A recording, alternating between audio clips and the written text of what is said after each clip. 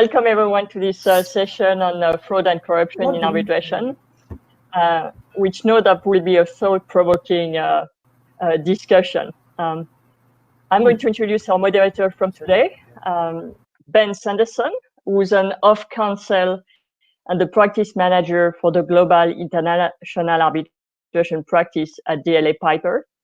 Ben has an extensive experience advising clients in international disputes across a broad range of sectors, including energy, mining, and technology. And he has also represented clients, both investors and states, in investment treaty disputes. And one of his recent achievements include being co-leading a team which achieved a significant victory for the Republic of Kenya. Ben, I hand over to you. Hello. Elodie, thank you very much. Ladies and gentlemen, welcome to this session. First of all, I would like to express my thanks and my sincerest congratulations to the organisers for this huge achievement in moving this conference online. Today, I'm delighted to be joined by two very distinguished speakers. First of all, we have Dorothy Offutt. Dorothy will be well known to many of you and has had a distinguished career as both counsel and as arbitrator with a formidable CV of commercial investment matters. She's former vice chair of the Arbitration Committee of the IBA and currently a member of the ICC Court. We are especially grateful for Dorothy for agreeing to share her experiences with us today, as she was due to be joining us during the lunch break of an ongoing arbitration. However, I understand that she is so efficient as an arbitrator that she managed to wrap up the proceedings in timely fashion late last night. Secondly, I would like to introduce Duncan Bagshaw. Duncan is a partner at Howard Kennedy in London, and again will be familiar to many of you. Duncan has had a role as counsel in a number of the cases which we will be addressing today, and his insights will be invaluable. While Duncan was looking forward to dipping his toes in the Indian Ocean, had the event gone ahead as planned in Zanzibar, Duncan has nonetheless kindly agreed to join us from the slightly less tropical climes of the UK. A quick matter of housekeeping: all your microphones are muted, but hopefully we will have chance for some questions at the end of that this session. So please use the Q&A function, which is to the far right of your screen. And on that note, let me briefly try to set the scene for this discussion, and I'll do that with an anecdote. An American businessman with, shall we say, a colourful past was being cross-examined. And the first question put to him was, "What is your attitude to bribery?" The businessman hesitated. "Let me help you," said the lawyer. "Are you for it or are you against it?" The businessman lit up and responded, "I'm against it, but not emphatically." And I recount that story because I think it gets to the heart of the issue, which is a systemic one. I believe that people intrinsically recognize the ill of corruption, but business being business, there are many people who think that if others are paying bribes and others are cutting corners, then so can I. That is, of course, the feeblest of excuses, but it is that mindset that we have to confront. So before we go any further, I just want to embrace a bit of technology here and get you involved in this discussion. So I have a very quick poll to run, which I will just launch now. You'll have about 20 seconds to respond to the poll, and it's about the prevalence of corruption in the matters that you have been involved in.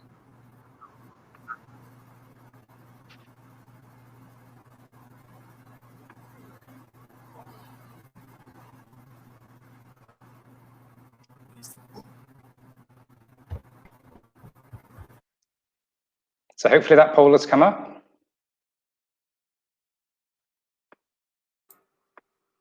Ben, it may be necessary for people to click on polls on their screen. I don't know if it's... Just on the right-hand column. Yes, exactly. So we can see, I can see the results coming in. Hopefully you can see them now. So we have the preponderance less than 25%. So the numbers are slightly changing now. So we have over 16% saying there's a very high chance. The preponderance saying actually they haven't been involved in cases where there has been corruption. Now that's an interesting statistic because actually the prevailing view discussed at many of these conferences is that corruption is growing. But a pleading of corruption can have strikingly different consequences contrasting on the one hand how it can be treated as a jurisdictional issue in investment treaty arbitration, as an investment must be lawful in order to be protected by a treaty. But on the other hand, when we look at commercial arbitration, corruption is commonly dealt with as a merits issue because the arbitration clause itself is severable from the contract, which may be alleged to be tainted in some other way by corruption. So the proceedings still continue to the merits phase. But what's really interesting about corruption is that it's rarely black and white, and we end up in a grey area. And what often happens is that corruption goes hand in hand with issues of disregard for local law, often viewed by a foreign investor as bureaucracy. And that can give rise to very different consequences, both in the investment treaty context and the commercial context. So, for example, in the Cortec case, allegations of corruption were put forward by both parties, but neither party was able to establish corruption. However, Kenya was able to establish that the investor didn't comply with local law, and on that basis, the case was dismissed for lack of jurisdiction. No doubt many of you will have questions about the Cortec case, but I just have to give a very brief word of caution, and that is that case is now subject to annulment proceedings, and Dorothy, one of our presenters today, is a member of the ad hoc committee being appointed to determine that application. So in that regard, Dorothy will politely have to decline any questions put to her on that case. But just returning to the issue of illegality, contrast that treatment in international law with what happens in commercial arbitration.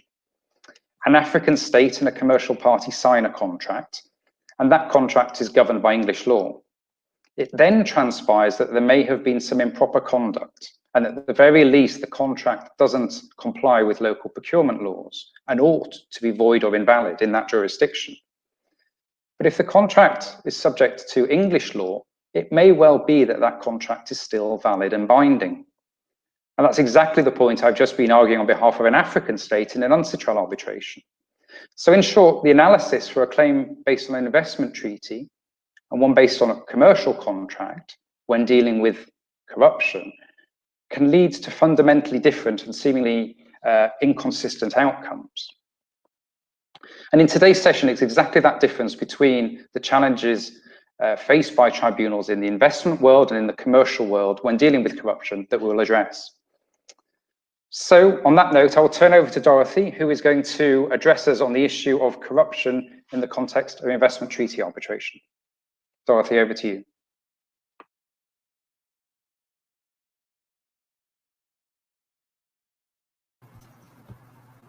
Corruption in investment arbitration or investor-state arbitration creates a jurisdictional problem. Unlike what Ben has just said happens in commercial cases. The attitude of investment arbitration tribunals is that if there is an allegation of corruption in the case and there is any substance in that allegation, the arbitral tribunal will decline jurisdiction. So at that point in investment arbitration, it's rarely a jurisdictional defense. And a typical case that is often cited is the case of the World Duty Free and the Republic of Kenya. In that case, there was an allegation that it wasn't a BIT case. It was a concession agreement which contained an arbitration clause that if any dispute arises, the dispute should be referred to the ICSID, to an ICSID tribunal. And the facts of that case was that, in summary, the Kenyan President Arap Moi was alleged to have taken a bribe of $2 million in order to approve the concession.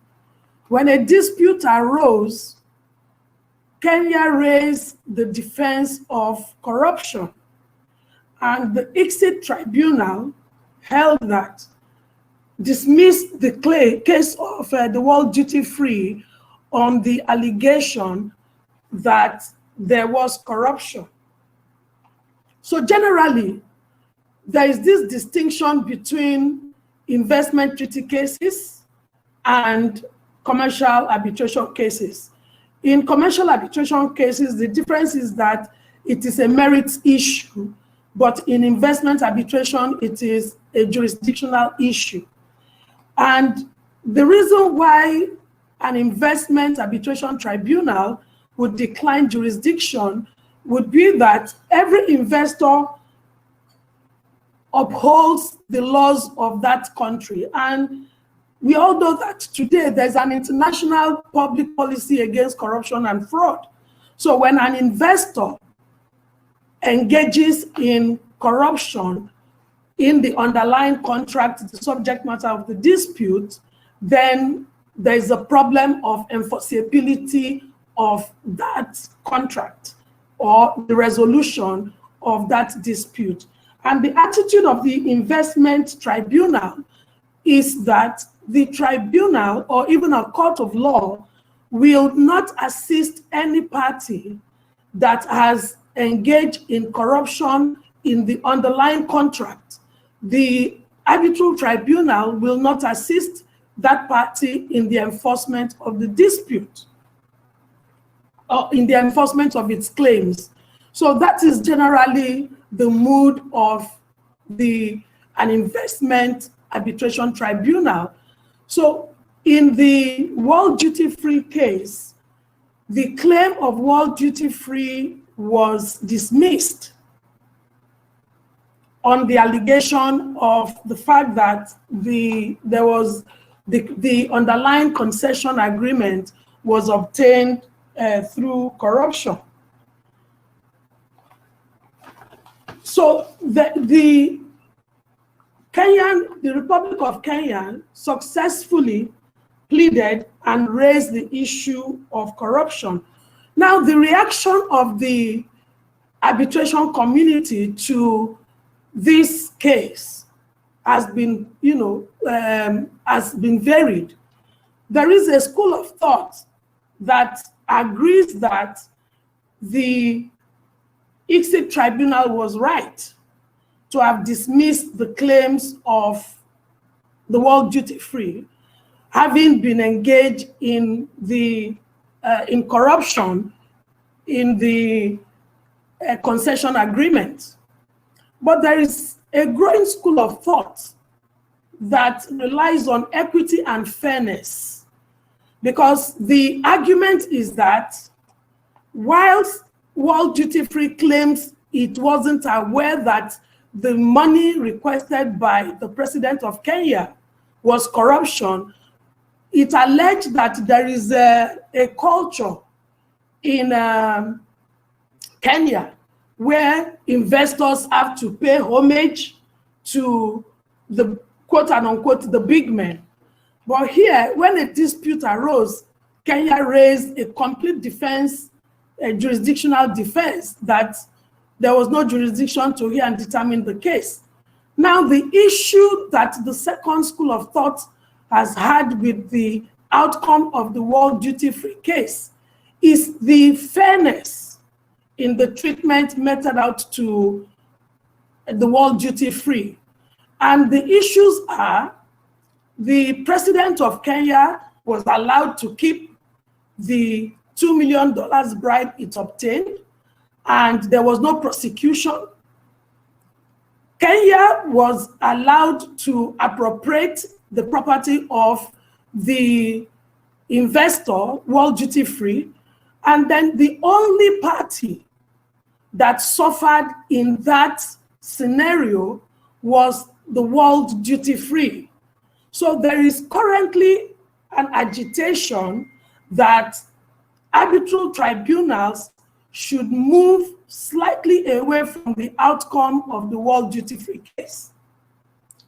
Now, we move on to the legality or otherwise. It has been argued that where the contract, the investment contract, is void ab initio, then there's no investment and there's no dispute for the tribunal to resolve. However, where the contract is voidable, then that contract is valid until steps are taken for it to be set aside. So it has also been argued that the contract between World Duty Free and Kenya, if for anything to go by, was voidable, and it should have remained in place until steps were taken to set it aside. But the tribunal relied on an earlier 1963 ICC case in which Judge Logagen, in an Argentine official case that was demanded, and the judge said that even though neither party sought the dismissal of the claim based on the nature of the contract, the judge examined his own jurisdiction and ultimately concluded that hearing the merits of the case would be a contravention on public decency and public morality. And that since there is an international global public policy against corruption, and when investors engage in corruption, they actually violate the laws of the host country.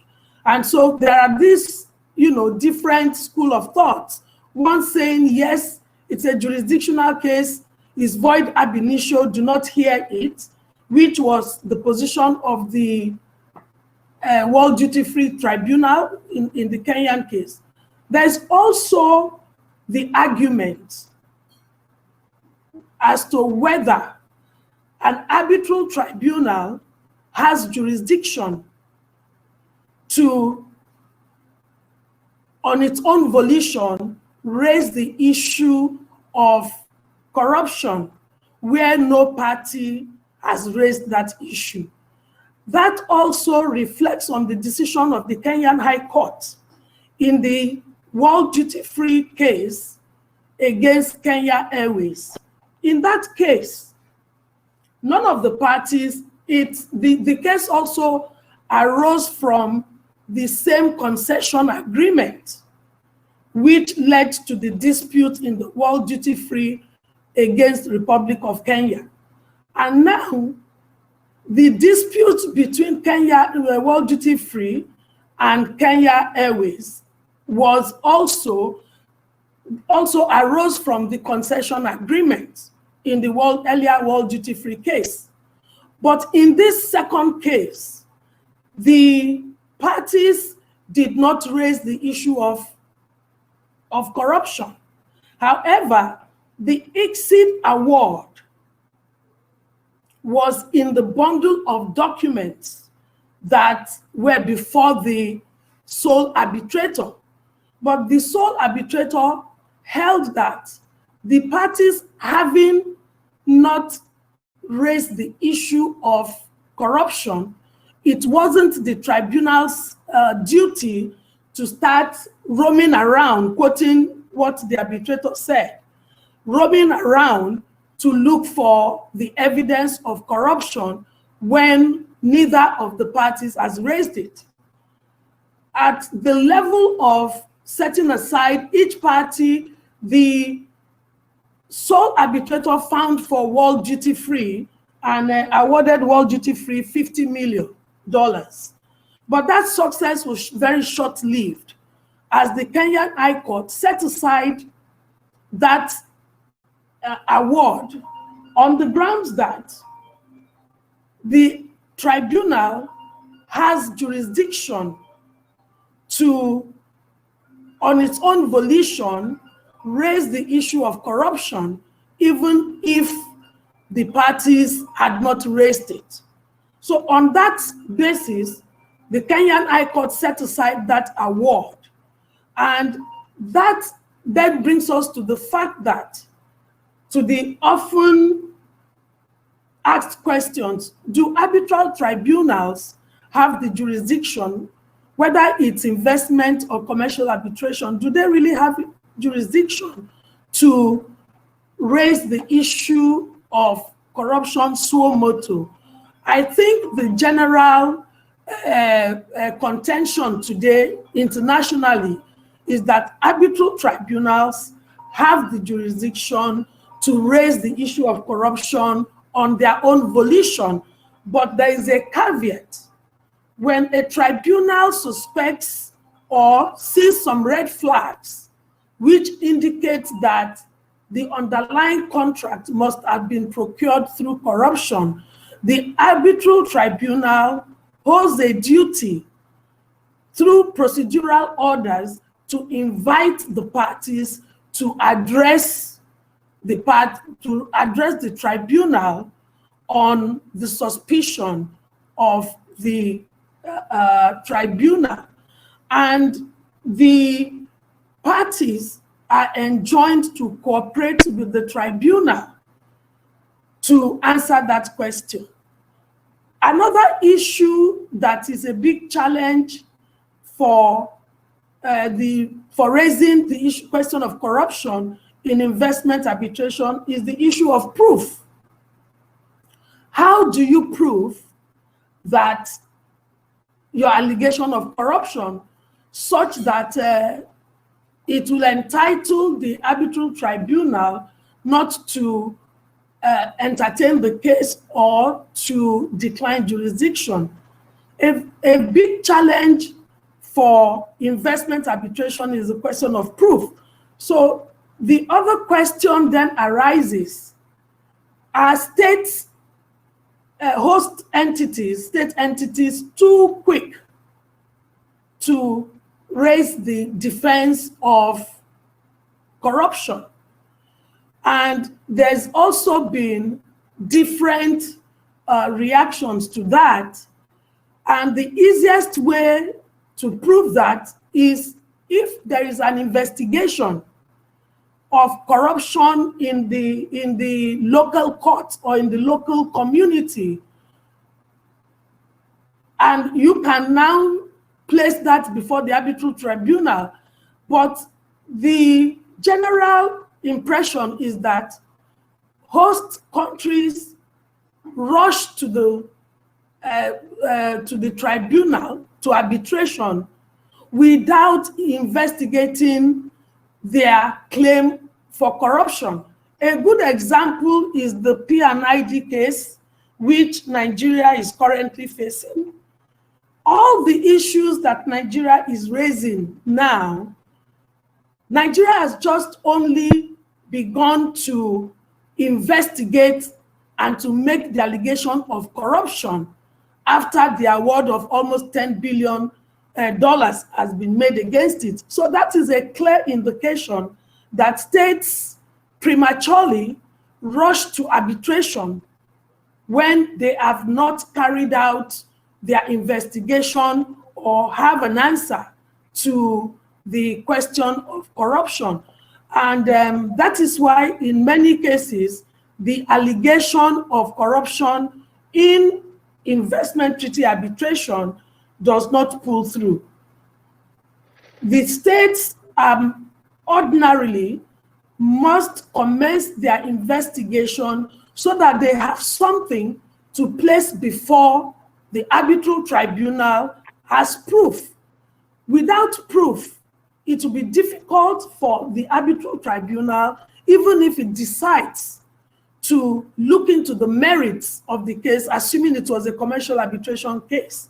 So the suggestion then is that if there is a conviction or an investigation in Nigeria, we have the EFCC, the Economic and Financial Crimes Commission. Ideally, states should go to arbitration when there's an investigation going on and there's a result of the investigation, or there's been a conviction. But in very few of the ICSID cases that have been published in respect of corruption, do you have evidence of conviction of state officials for corruption? And where, as in the World Duty Free case, the state officials are allowed to get away with their loot, with the bribery, then there is no effective effort to solve the problem of corruption in the procurement of concession agreements or BIT contracts. Dorothy, apologies, Dorothy, I was going to interrupt. There's a couple of questions that have been raised on the points that you have been discussing on the issue of red flags, and also the issue of, I guess, attribution of the actions of individual officers of the state, attribution of that to the state itself. And I want to come back to those if I may, but just on that note, if we can just bring in Duncan. I think, Duncan, pulling out on some of those ideas that Dorothy has been talking about, can you just tell us how the issues are slightly differently framed in the commercial arbitration world? Yes, certainly. I hope you can hear me. We always have to ask that question, don't we? Yes, whether it's a suitcase of cash replaced by a suitcase full of corn, or a Swiss bank account, or debenture hospitality seats at Wimbledon, sweeteners paid to secure contracts or access are real, they happen, and in our international arbitration world, we have to deal with them quite frequently. Corruption and deliberate fraud is a shadow or a ghost which looms over many of the cases that I have done. What's striking, and this chimes with what Dorothy has said, is that often that ghost goes unexorcised. It's known about, but it's not directly addressed, and it's left to one side for various reasons, which I'll talk about a little bit. I'm going to focus on commercial cases. By that, I mean cases which have a juridical seat and which have a national governing substantive law. They might still involve governments, but they're commercial in nature. I've got two examples that I'll give, although I have to keep them both confidential, of cases where I've been involved and corruption has loomed but not been directly addressed. One where in a project in Kenya, our client believed that there had been corruption, but there was no direct admissible evidence to prove it, except for the strikingly suspiciously favorable terms of the transaction which the corruption had procured, allegedly. An experienced arbitration tribunal of international arbitrators considered that the issue wasn't really live at all. It was made clear that our client had this belief but didn't have any direct evidence for it. That tribunal took it that in the absence of a direct allegation backed up by evidence, this wasn't an issue that they had to investigate, still less adjudicate on. Another example of an East African case, this was a contract for a joint investment. And in this case, the local partner was granted a significant share of the investment without putting in a big capital contribution. And it was recognized in the arbitration that he would be principally providing introductions using his good relationships with local officials. Nobody ever mentioned the word corruption and nobody ever made that allegation, but it was clear that in the absence of a financial contribution, he would be putting in something of value, but that wasn't defined. Again, the issue wasn't fully grappled with, and I think reflective of what often happens in commercial cases, the arbitrators were clearly alive to it. Some difficult questions were asked about what exactly this local fixer was doing, but no finding was made.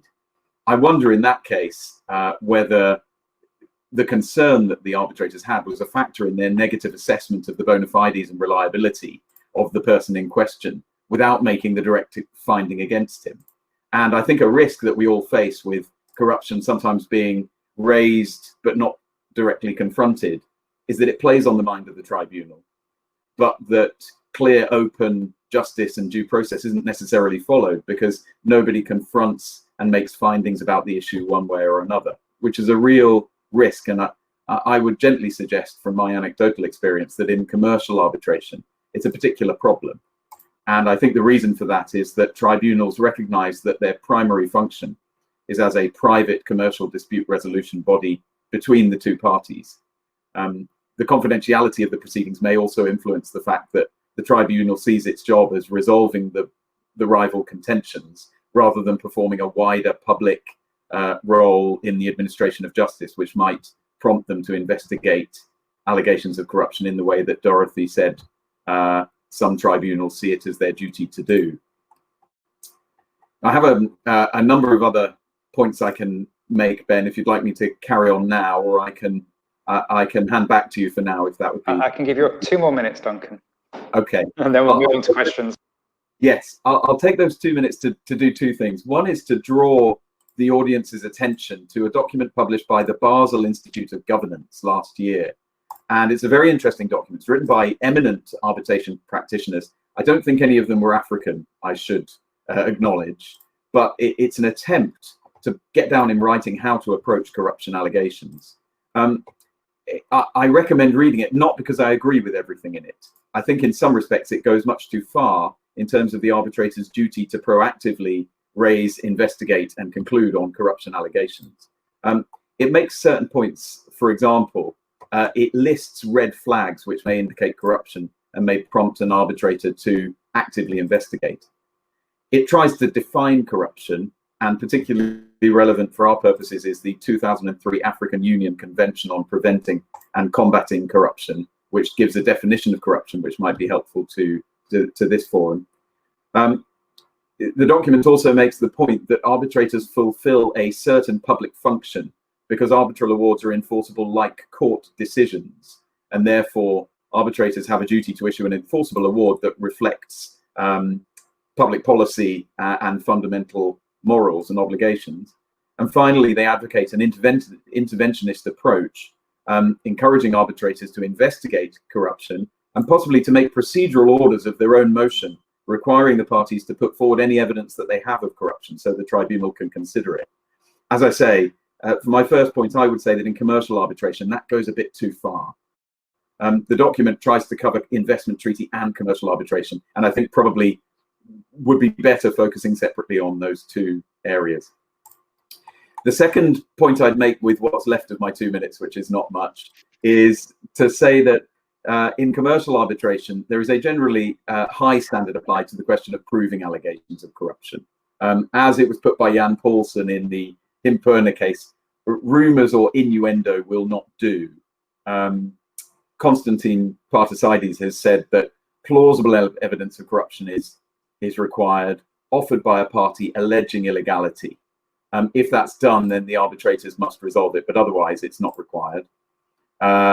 Redfern and Hunter say that there should be an allegation of corruption made in plain language in the course of the arbitration proceedings before the tribunal is under an obligation to resolve it. So the standard in commercial proceedings seems to be a fairly strict standard of allegation, evidence, and a finding on whatever standard of proof the tribunal determines. That standard normally being the slightly convoluted standard of the balance of probabilities or the preponderance of probabilities, but recognizing the inherent seriousness of the nature of an allegation of corruption in assessing the evidence. You don't need to be sure, the evidence doesn't need to be compelling, but it needs to persuade you, taking into account what it is you're being asked to decide. And there's nothing wrong with inferences, with putting 2 and 2 together, or completing a picture to find the full picture, even if you don't have every element in the evidence. I have a couple of other points to make about some other cases, but I think I'll reserve those for some questions when we come to them. Thank you, Duncan. Just one thing I want to pick up on that analysis, those 2 additional points were about red flags and the burden of proof.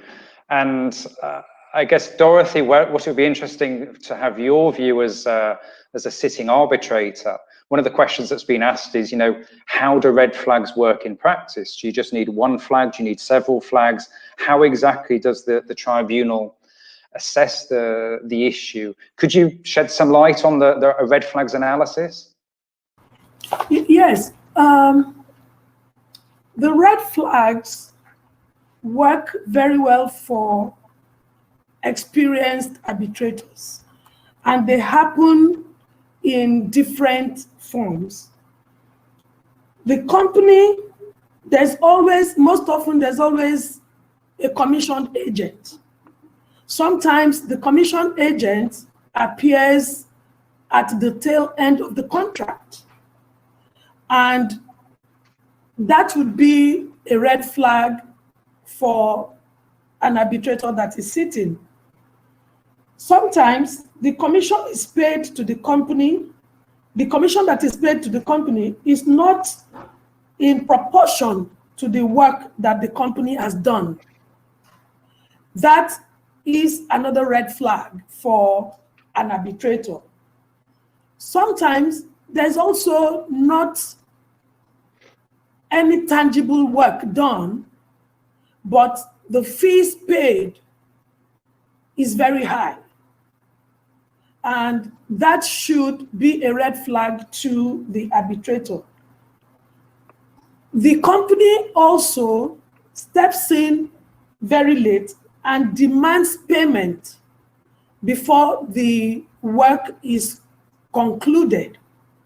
So when we are talking about red flags, the arbitrator must be fully prepared, read the documents, the evidence placed before it, because it is the duty of the arbitrator to decipher the red flags, particularly when none of the parties have raised it, because an arbitrator has a duty to render an enforceable award. You do not want a situation where things were staring you in the face and you're either deliberately or inadvertently ignoring it. I go back to the case of the World Duty Free against Kenya Airports. The arbitration award, the ICSID award, as I read, were in different parts of the bundle. Yet the tribunal felt it wasn't its duty to raise it where neither of the parties has raised it. So in my experience, the arbitration awards that had declined the World Duty Free claims, those were red flags, in my opinion, for the arbitral tribunal. And the arbitral tribunal did not have any excuse not to look at them because neither of the parties raised it. So a tribunal must, from the beginning of the arbitration, read your documents very well. Definitely, corruption, something will not gel. And so the arbitral tribunal must be curious in a limited way to look out for things that will lead you to say, hey there, be cautious. Something is not really, aligning here. So there are many, the examples of red flags are not exhaustible. Sometimes a party is claiming some amount of money and has not placed before the tribunal documents showing how those debts were incurred.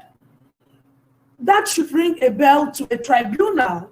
If you're claiming $10 million, you must be able to show the tribunal how that debt was incurred. Another aspect of corruption in arbitration is when people want to launder money, they raise issues, they raise claims that have been, concocted so that the award would be an avenue for laundering money.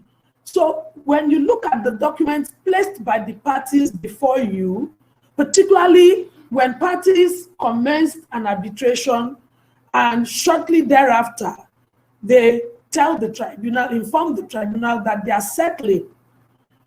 Whilst we agree that the parties have a right to settle, but you should also look at the terms of the settlement. How did they arrive at it? What are they agreeing upon? So the tribunal is not used as an avenue for laundering proceeds of corruption.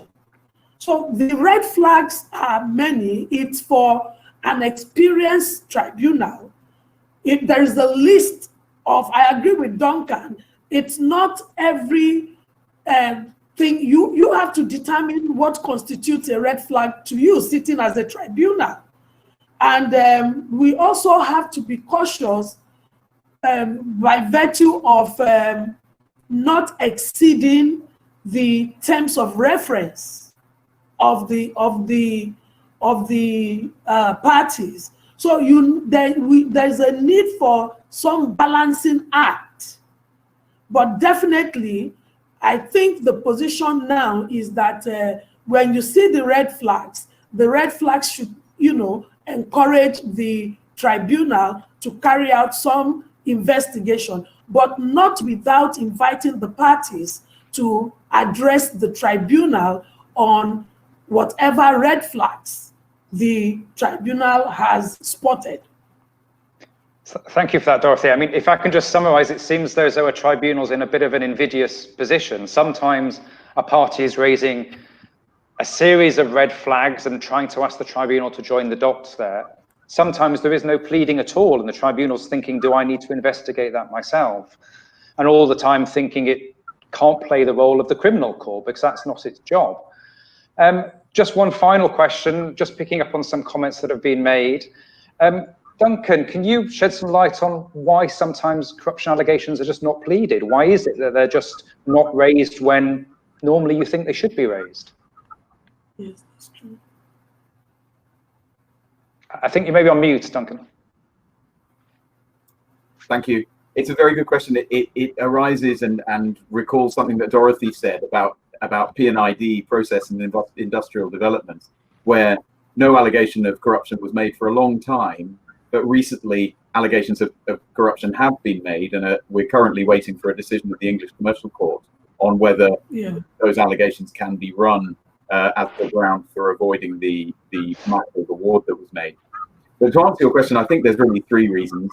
The first is a practical reason, which is that those people engaged in corruption on both sides don't want there to be any record of their illicit transaction. And they deliberately don't record it, they hide it, they dress it up in different ways.